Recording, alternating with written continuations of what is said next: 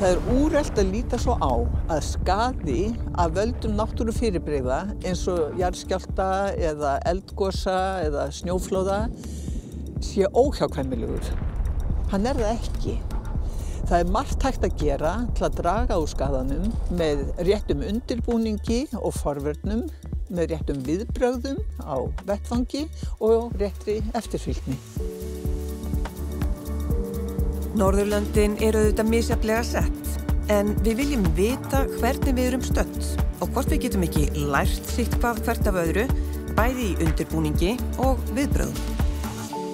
Þetta byggir á rannsóknarverkefni sem kallað Nordres og alla Norðurlandaþjóðirnar tóku þátt í. Það var stutt af Norrænu ráðherranefndinni og leitt af Háskóla Íslands.